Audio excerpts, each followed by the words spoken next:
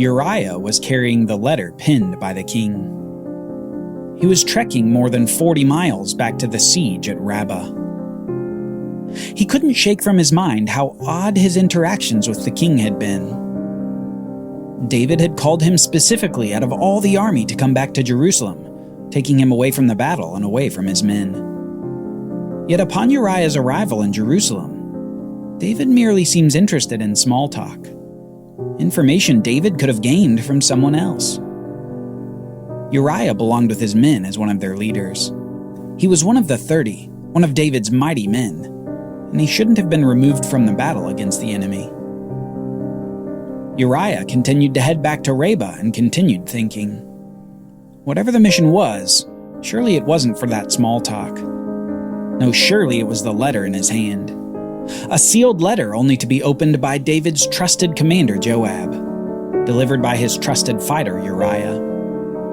If nothing else, Uriah would complete this apparently important mission. His letter would find the hand of Joab.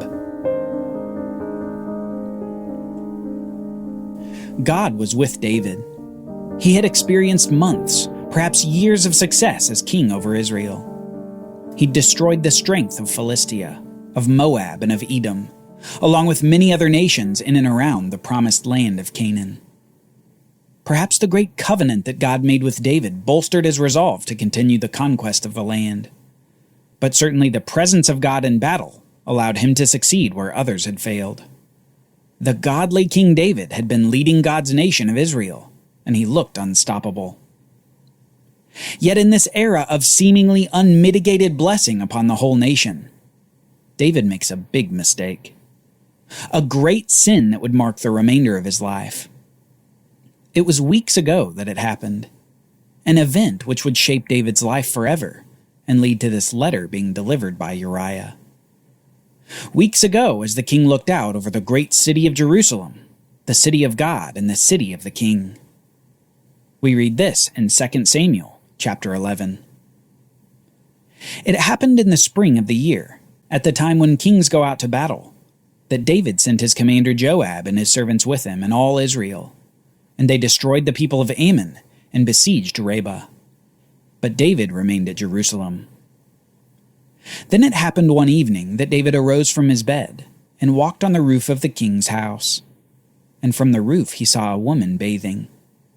And the woman was very beautiful to look at. So David sent and inquired about the woman. And someone said, "This is Bathsheba, the daughter of Eliam, the wife of Uriah the Hittite." On a beautiful spring evening, David looks out and sees what he should have immediately looked away from.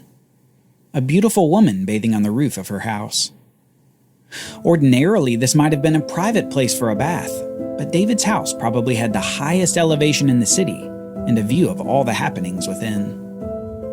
He saw, but rather than averting his gaze, he looked further. Then with interest, he began to ask questions. Soon someone indicated that this is a married woman, the wife of one of David's greatest soldiers, a woman apart from her husband because of the siege at Rabbah. It should have ended there for David, but the desire that came from his gaze overwhelmed his reason and his obedience. Then David sent messengers and took her, and she came to him, and he lay with her, and she returned to her house. And the woman conceived, so she sent and told David, and said, "I am pregnant." With David's desire for the woman satisfied, he thinks he's in the clear. Apparently he believes that he has committed adultery and just gotten away with it. The woman was back at her home and he was satisfied. Yet weeks later, new news surely sent his mind racing.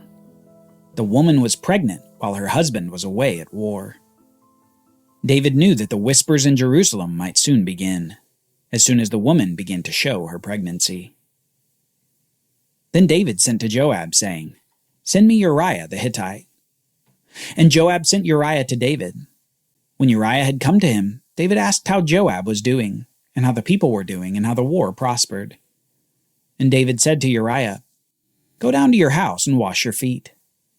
So Uriah departed from the king's house, and a gift of food from the king followed him. But Uriah slept at the door of the king's house with all the servants of his lord, and did not go down to his house.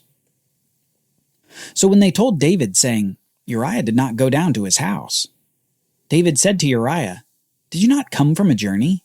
Why did you not go down to your house?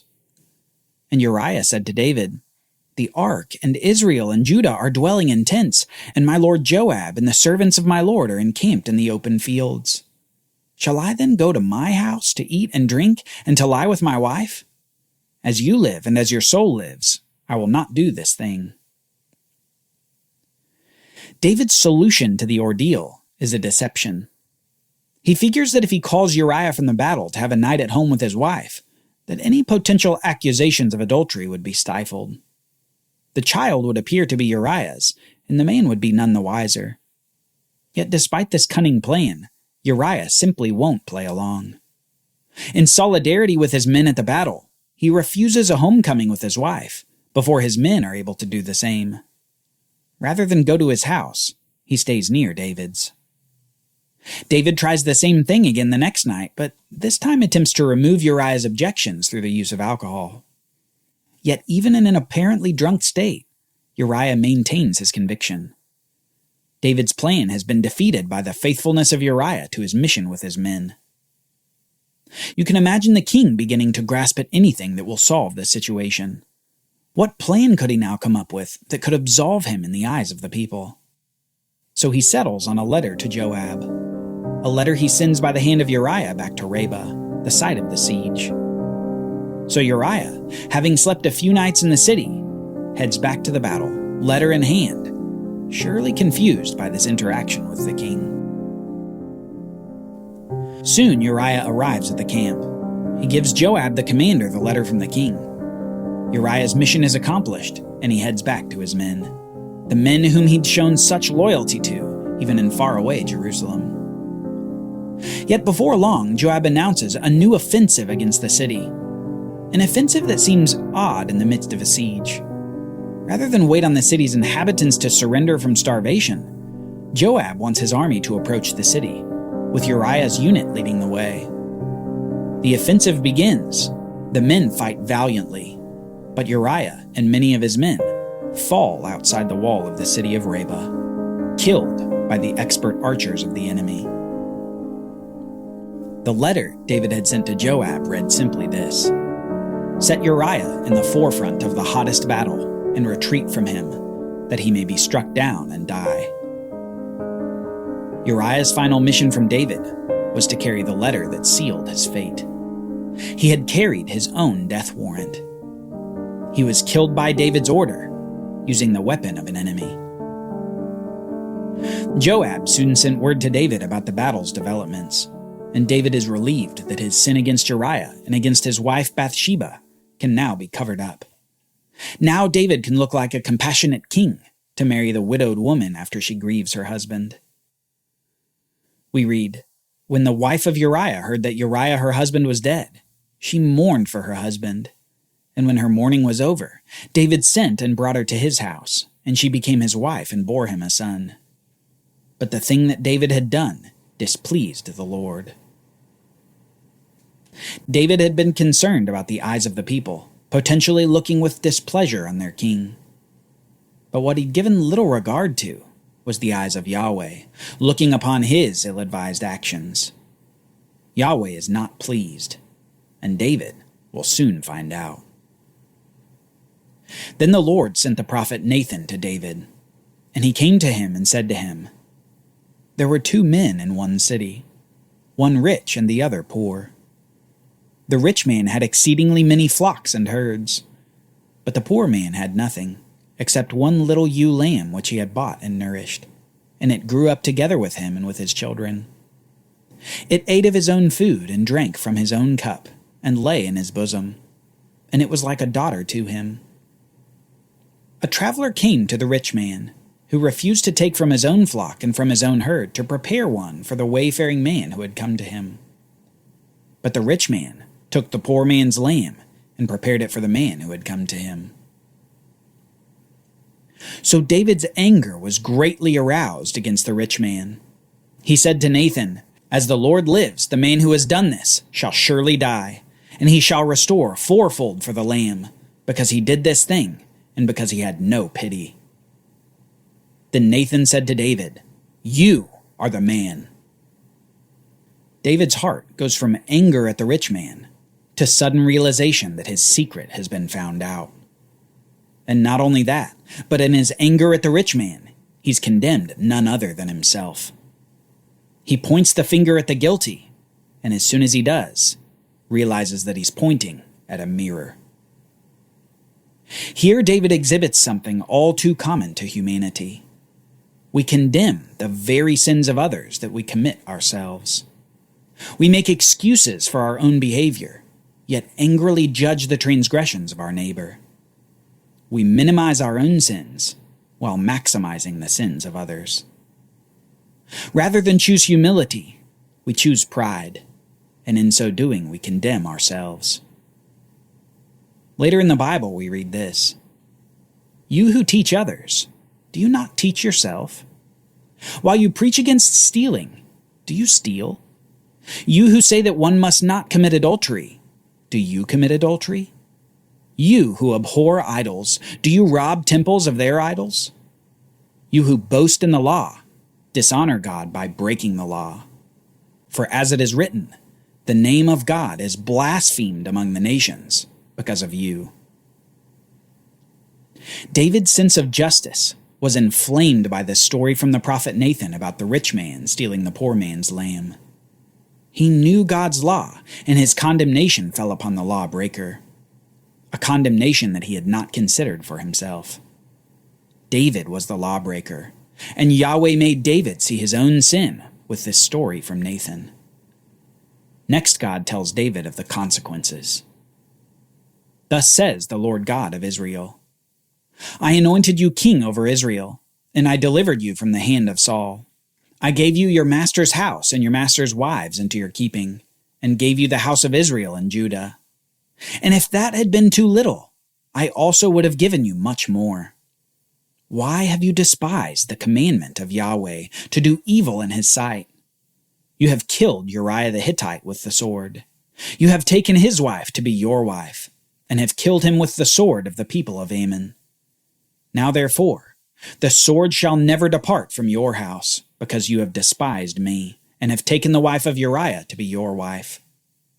Thus says the Lord, Behold, I will raise up adversity against you from your own house, and I will take your wives before your eyes, and give them to your neighbor. And he shall lie with your wives in the sight of this sun. For you did it secretly, but I will do this thing before all Israel, before the sun." Yahweh announces that because David has despised God and sinned against him, that the sword will never depart from the house of David, and that he will raise up an adversary from David from within his house. Further, this adversary will take David's wives and do to them in public what David had done to Uriah's wife in private. David was guilty of murder, and David was guilty of adultery. God was showing him the consequences of his actions. For his part, David doesn't resist the judgment, nor does he try to cast blame, nor does he try to claim innocence. Instead, David simply says to Nathan, "I have sinned against the Lord."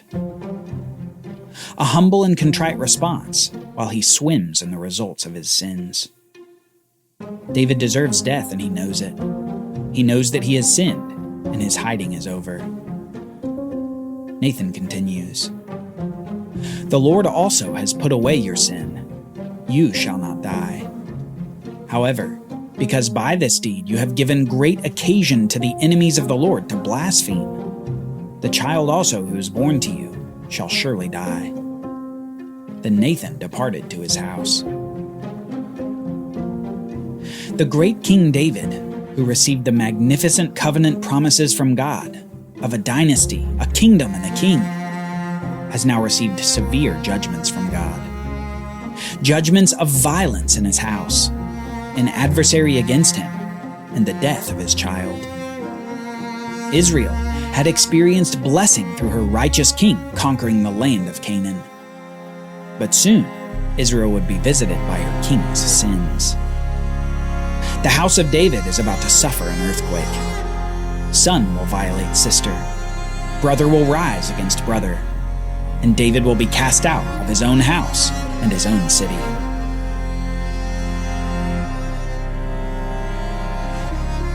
Join us next time as David's sins begin to bear their ugly fruit.